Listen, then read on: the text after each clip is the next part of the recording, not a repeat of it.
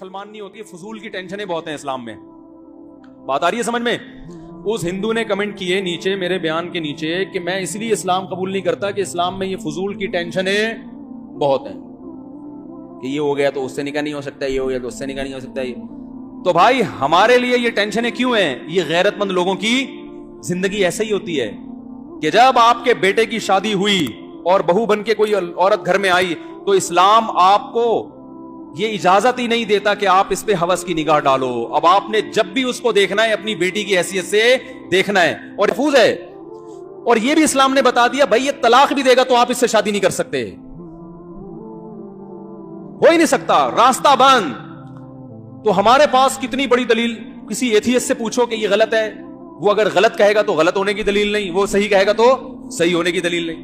ہمارے پاس کتنی بہترین دلیل ہے, حرمت علیکم امہاتکم وبناتکم وعماتکم وخالاتکم وبنات الاخ وبنات الاخت وامہاتکم اللاتی ارضعنکم واخواتکم من الرضاعہ وامہات نسائکم وربائبکم اللاتی فی حجورکم من نسائکم اللاتی دخلتم بہن. کیا انداز ہے.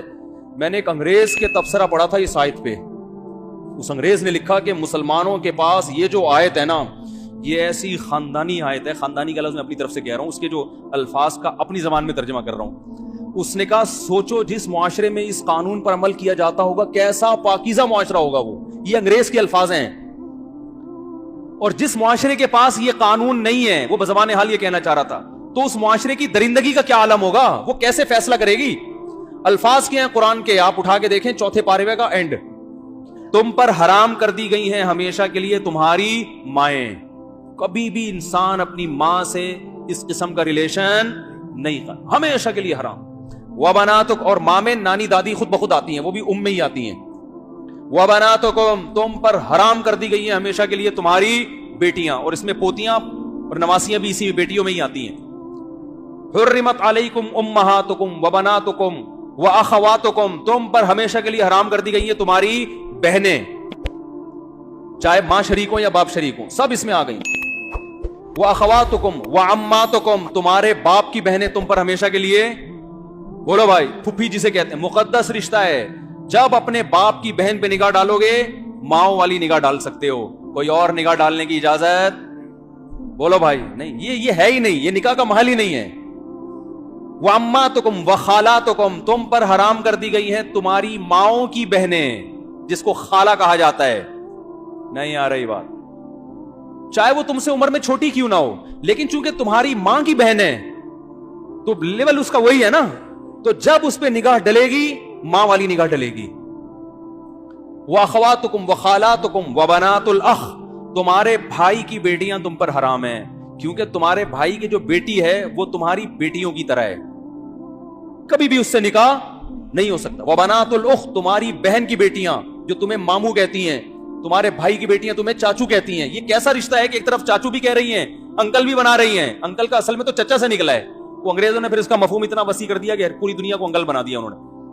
جب وہ تمہیں چچا کہہ رہی ہے, تمہیں احترام دے رہی ہے, عزت دے رہی ہے, تو اب اس سے یہ ریلیشن قائم نہیں ہو سکتا, نہ حلال نہ حرام. حرام تو ویسے ہی حرام ہے, حلال بھی نہیں ہو سکتا. وَبَنَاتُ الْأُخْتِ وَأُمَّهَاتُكُمُ اللَّاتِي أَرْضَعْنَكُمْ, کیا انداز ہے قرآن کا. وہ مائیں جنہوں نے بچپن میں گود میں لے کے تمہیں دودھ پلا دیا, ان سے بھی ایک تقدس کا رشتہ قائم ہو جاتا. پہلے تو بہت ہوتا تھا, اب کم ہوتا ہے.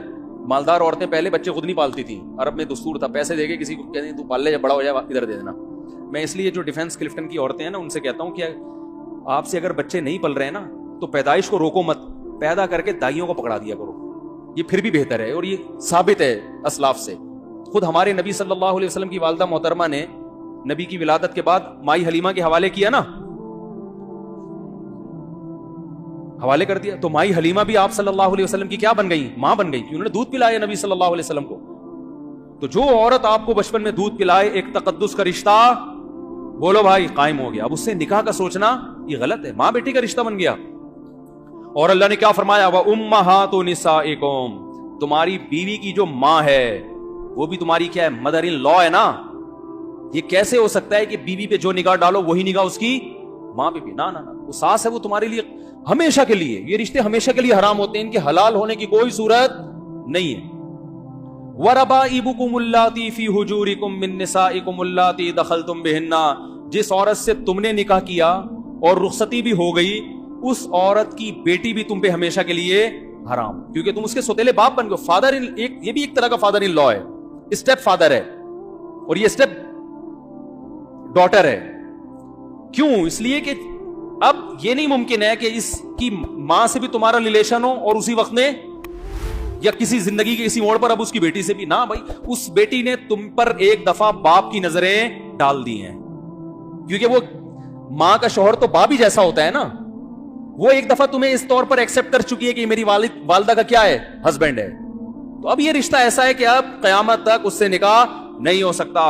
वहलाइलु अबनाइकुमुल्लज़ीना मिन अस्लाबिकुम, तुम्हारे जो बेटे हैं उनकी बीवियां भी तुम पर क्या हैं, जिसे बहू कहा जाता है। नहीं आ रही बात? क्योंकि बेटा जब उसको लेकर आता है तो तुम बेटे की वास्ते से उस पर बेटियों की निगाह डालते हो, और डालना भी चाहिए, और वो तुम्हें क्या एज ए फादर कर लेती है। तो बस ये हमेशा के लिए अब क्या हो गया? बोलते क्यों नहीं भाई?